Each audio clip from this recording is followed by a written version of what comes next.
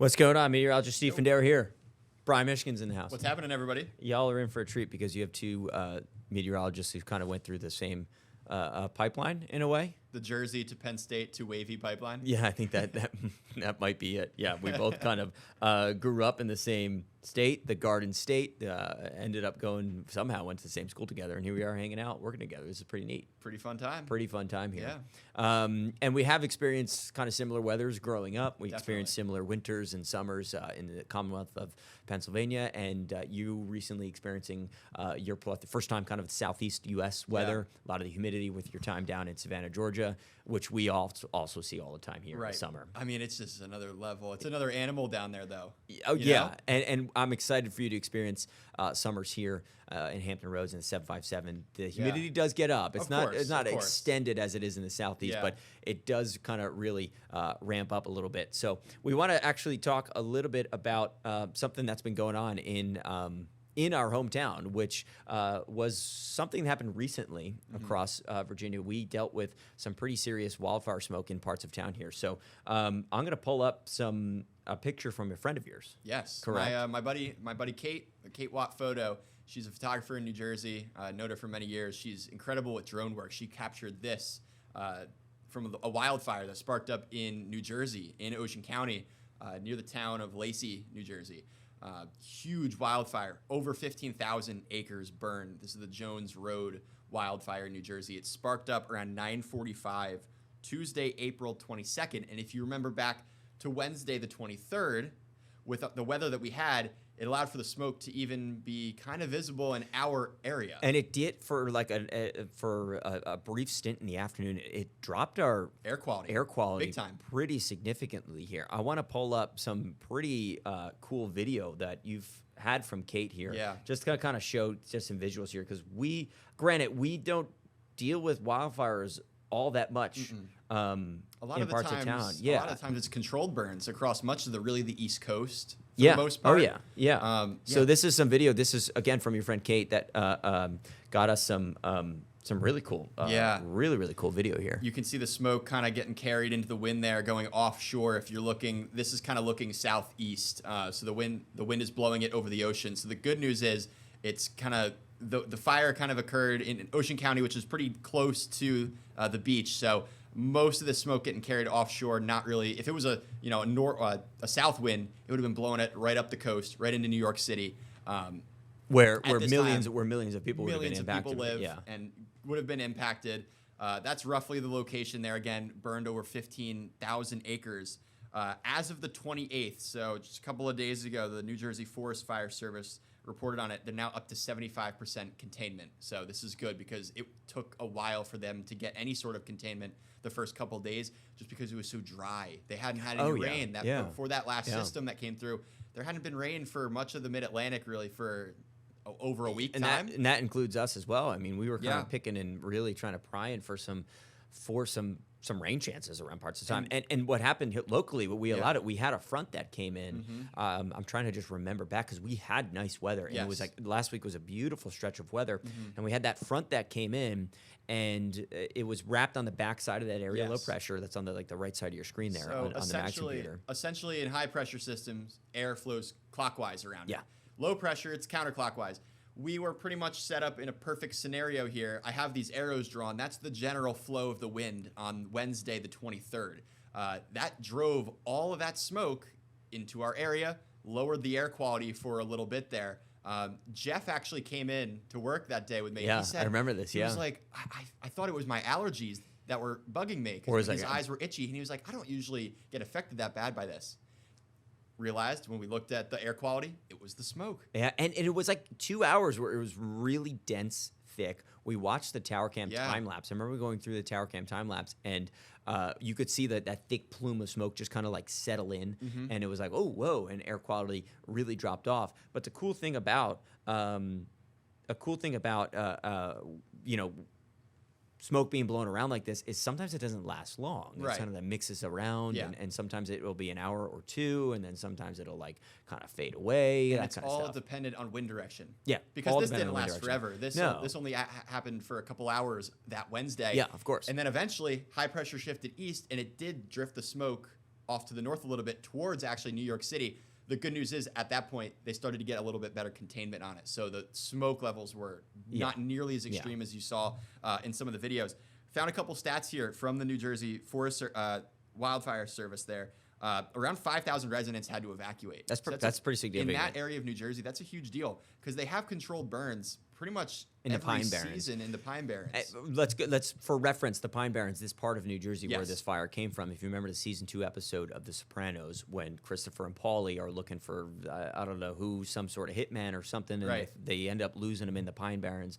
And what's the quote? Somebody says, he's like, Christopher, he's an interior decorator. He killed 37, whatever, blah, blah, blah, blah, blah, blah, blah, blah, blah. It's that area of New Jersey. And that is, I mean, most people who go up to Garden State are driving between Philadelphia and New York, or D.C. and New York, so they're only seeing the turnpike. There is a lot of dry, forested area that is kind of similar to parts of our area, like the Great Dismal Swamp. And that's areas that if something catches, it could burn. And it's close enough to the coastline that there's significant wind that could blow things around. And unfortunately, like I said, they do a lot of burns. The fire service does a lot of burns every season just to kind of get ahead of it in case things happen.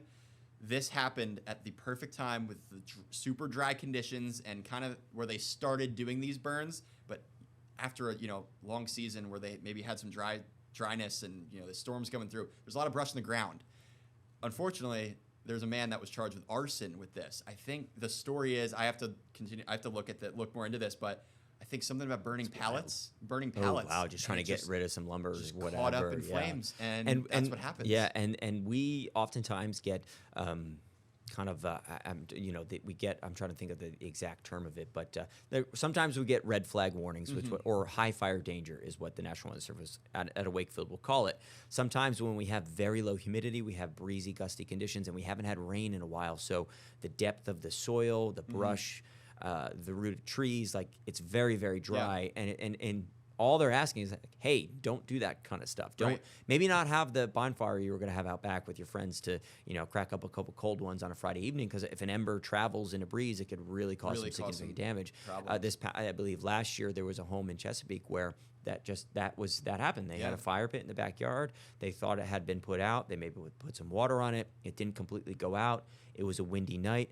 Embers caught the back deck of their property, and the house went up. And it was in the middle of the night. I believe it was a family with kids, and they were just enjoying s'mores on the fire in the back. So we get that a lot here. Oftentimes, I think in the spring, if there's stretches of dry time. But with the Great Dismal Swamp Fire, which happened 13 years ago, I believe, 2011, that was in the summer. So going to take a quick little break here, and then I want to revisit some of the satellite imagery of the Great Dismal Swamp fire in Chesapeake from 2011, because that is one we all significantly remember. In this area, and we remember how thick the smoke really was here. So we're going to take a quick little break. We'll come back, show you some cool footage, or pictures, I should say, and then we'll get moving along. I don't even know what episode this is. What episode is this? I don't even know. We're just having fun. We're just having fun, continuing this episode. All right, stand by here. We'll be right back. All right, welcome back in. How you doing, Brian?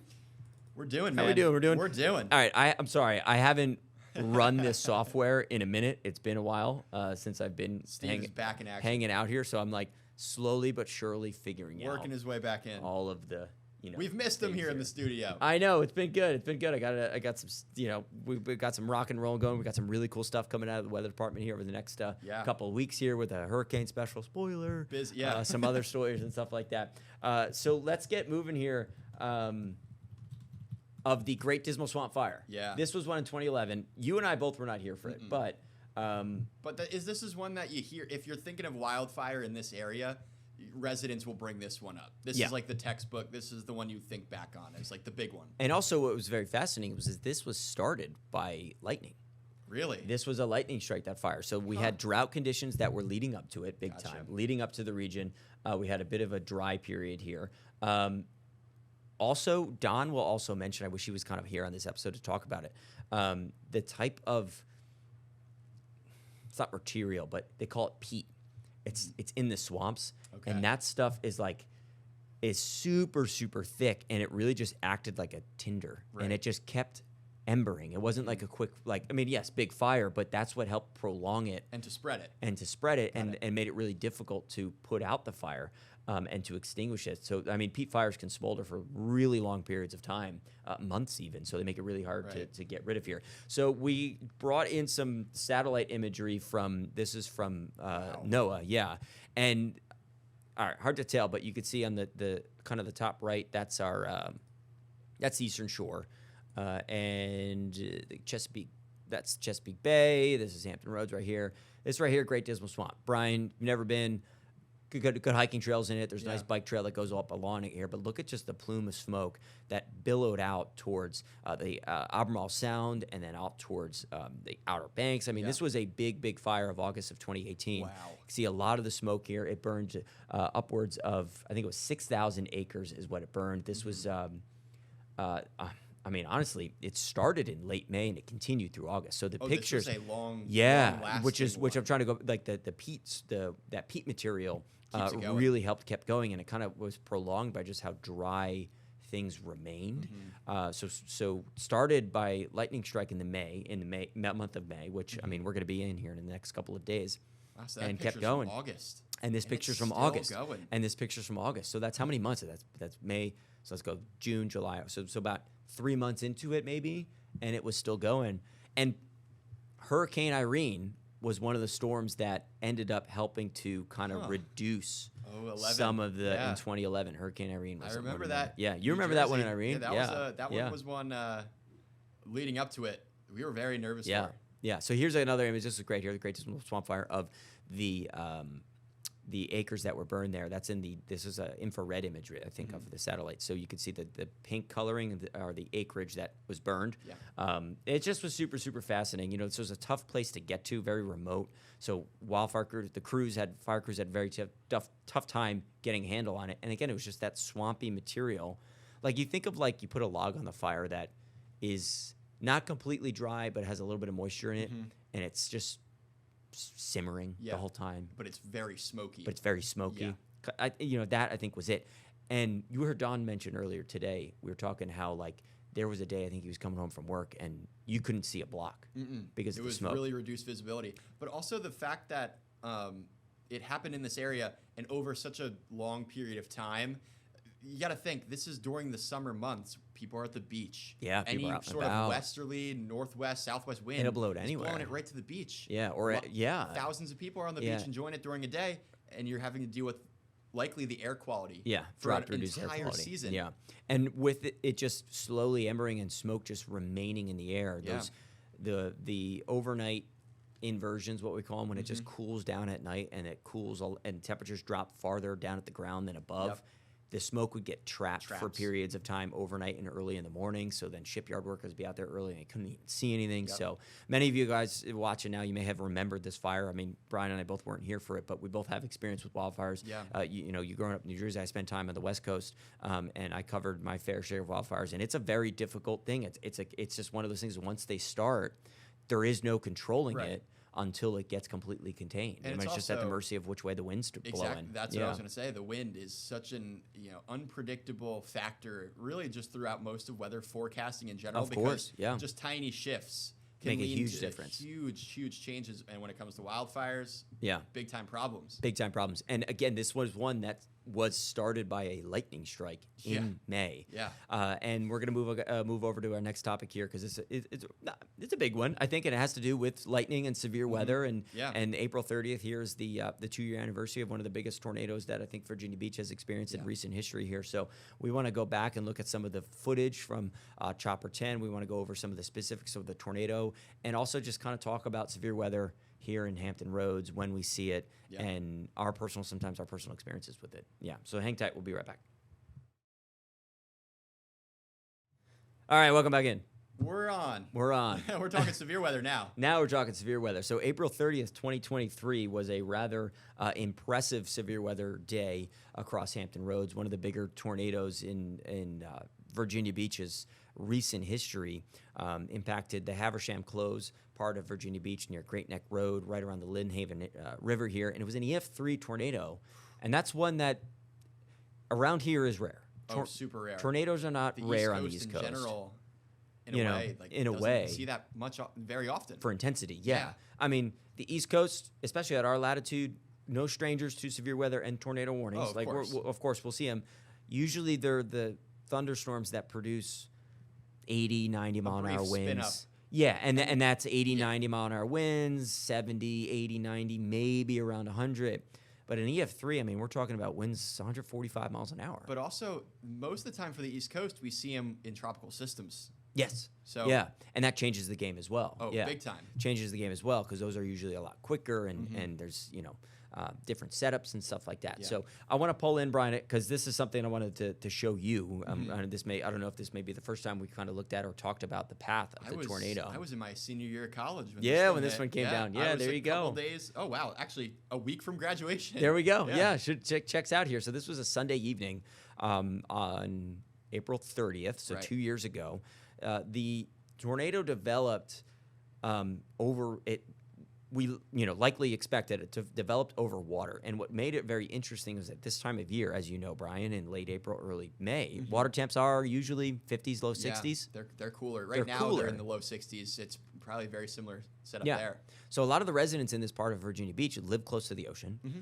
So this is something that they don't typically see happen. Right. And they have that in the back of their head. Oh, I live close to the water. It's cooler. It's in the spring. Like usually, you don't have to deal with kind of severe weather making it to the coastline because there's that buffer of the ocean, the bay, kind of reducing things. But at this setup and at this situation, it actually acted in favor of producing the tornado. So maybe there was less friction over the water to help get that spin out of the thunderstorm here. So it was around 6 o'clock, 5:45, and I remember this because Jeff and I were doing tornado or severe weather coverage. There were no tornado warnings. We were doing severe weather coverage for a good chunk of the afternoon. And around 5:35, everything kind of settled down a little bit. And there was a couple thunderstorms. Yeah. We're like, okay, anchors were coming in. It's about 5:40 now. And you're thinking maybe, we can take a breath. Let's reset because we're gonna push to the newscast starting at 6 o'clock. Yes. And we had the cameras in set. We had to get the anchors mic'd up. We had to change batteries, all that kind of stuff. So, let's do a quick little pause. Thunderstorms are making to the coastline. Like, there is no imminent threat right now. Okay, let's settle down. We'll reset. We'll be back on air in 15 minutes, basically, with the newscast. And then 5 minutes later, Jeff and I I remember looking at the radar, and I could tell, we'll look at some of the radar scans here. Had an uneasy feeling. Yeah, and we're like, you know what? I think we have to get back on air real quick. And then the warning issued, and then we were right back on air, and then sure enough. So that was around 5:48 p.m., right there near the Forest Hills neighborhood. This is south of the Lynn Haven Inlet, so south of the Lesnar Bridge, Brian. Right. Yep. And then this moved across Great Neck Road, which is, let me see if I can draw it right here. The first thing I'm noticing, super highly populated. Yeah. Right off the bat. Right off the bat. And you're noticing a ton of these neighborhoods. You're noticing there's a middle school. Look at the football field right here. See on the right side of your screen? Seeing it. Then on the top left, I believe that was a middle school as well, or some sort of school or something. Just like, look at all these neighborhoods, look at all these roads. Yeah. And again, this is something, this was a rare event. Let alone in this area, but then again, maybe you have three. Okay, rare. Tracked over the Great Neck Road, which is the left to right on there, and then cruised through this right here was the Haversham Close neighborhood, and this is where, you could see some of these two-story homes that were just completely demolished. Yeah, demolished. The second floor is just blown off, roofs blown off. This is the section here where the National Weather Service deemed, this was EF3 strength. Yes, and for, I guess, reference, this is all happening after the fact, where Correct. they actually survey assess the damage. Yeah. And there's certain criteria that go into it to determine, what was the rating of this. Damage like this, that's probably an easy call. Easy call for EF3. And for those that don't know, that's how they rate tornadoes. Right. We don't know when a tornado warning is issued. We don't know right away what type of tornado is. We could tell maybe weak or strong. We can maybe get a rough estimate as to what maybe the wind speed is around the storm. Yeah. But we won't know until after the fact, until we see the damage. Okay. Because we can kind of gauge, a home built like this can withstand only so much. And if there's a certain amount of damage done, you can kind of gauge what maybe the wind speed was, and then as a result, what that rating was of the storm. Yeah, and in this neighborhood, this is exactly why the National Weather Service said this This is an EF3. This is winds 145 miles an hour. Easily. No brainer here. And then it went over Broad Bay, and during our coverage, this was a video. You can kind of see it faintly here. Not necessarily where we can't get it full screen, but right there. Yeah. And again, you're like, at least Jeff and I looking at that in real time said that's at least an EF2 visually. We don't know what kind of damage. And then some of the radar scans after it made it offshore. Here at 5:53 p.m. So it went over First Landing State Park, ripped up a couple trees. There was minor damage to Fort Story, and then it made it offshore here. So that's a 4.5 mile path. That's pretty long. It was on the ground for 5 minutes. Especially for the East Coast. Yes. As far as the East Coast is concerned, this is a major storm that pushed its way through. And it was on the ground for 5 minutes. Yeah. Some of the radar scans were pretty impressive here. A lot of lightning. You see lightning on the top of your screen there. Lightning is conducive of a thunderstorm that is strengthening, intensifying. That's something we see during a lot of convection going on. So you see that. If there's any indication of a tornado, you see lightning, you're like, okay, something's going on here. You have crazy updrafts and downdrafts. Yep. And right here, this is the storm debris, or the what correlation coefficient. Yes. Thank you. Yeah, you're the wise one, the smart one here. And we looked at differentials in coloring, and we saw this, and we're like, okay, there's storm debris, right? Something that's not raindrops. When we're seeing these different colors here, like the darker reds and kind of purplish tints, that's rainfall. That's all the shapes of things falling through the sky that are similar in shape. Once you start to see kind of those greens popping up, those things that maybe don't match the rest of the surrounding, that's where you have things like maybe dirt, dust, tree branches, pieces of homes, shingles, getting lost into the air, and that's what the radar's picking up on, super high up in the air, mind you, because again, it's a radar beam. It has to travel out, and it does so, it's going up. So it's recording these things, sometimes hundreds of feet, thousands of feet into the air. Yeah. So that's, as meteorologists, we use that to determine, okay, is there the potential for something on the ground? And in this case, it's pretty obvious. And it was pretty obvious. And there was a photographer that was out there who lived nearby, Kevin Rahm, and he does a bunch of stories for us, so you probably see him on air and all that kind of stuff. But he was watching the coverage, and then as soon as Jeff mentioned something about storm debris and pulled up the CC on the radar, he heard that and goes, ooh, I'm going to grab my camera and get out there and see if I can get out there safely and see what's going on and survey the damage here. But, I mean, that doesn't happen often here in Hampton Roads 757, but it can. And those type of situations can happen in spring season. Late April, early May is kind of peak severe weather season around here. We get a resurgence in September due to tropical systems. And that's peak hurricane season. So a lot of times dying tropical cyclones make up the coastline.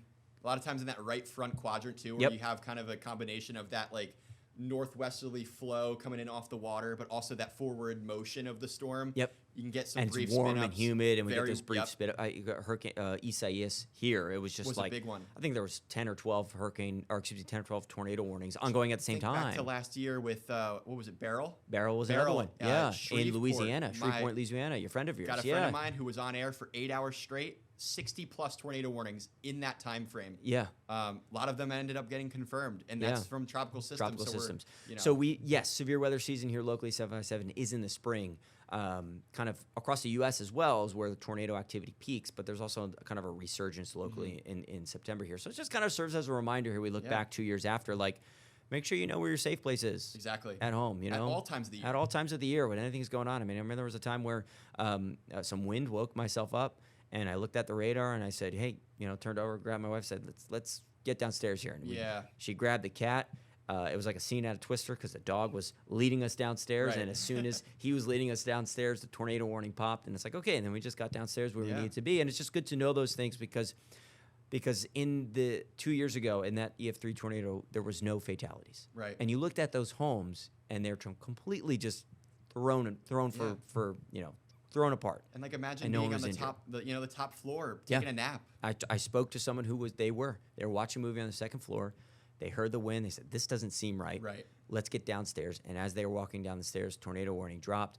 They got into the bathroom, and then when they came out of their bathroom, the whole house was destroyed. And if we could leave anybody with something, it's always have the emergency alerts turned on your phone at the very minimum, because it can mean the difference in some cases, with especially a storm like the one that moved through Virginia Beach area. Your home can be the material things can be replaced and can be fixed. But you can't. But you can. Yeah, absolutely. So we don't want to end on a sad note, but it's Right. severe weather season, so let's just always pay attention to Be the vigilant. forecast. Oh yeah, be vigilant here. All right, I think that's gonna wrap it us for Brian. I think that's good on time. I think Yeah. we're good on time. Yeah, We're good. dude. Hanging. We're gonna be doing a bunch of more of these. This is some fun stuff here. So thanks for hanging out with us, y'all, and we'll see you next week.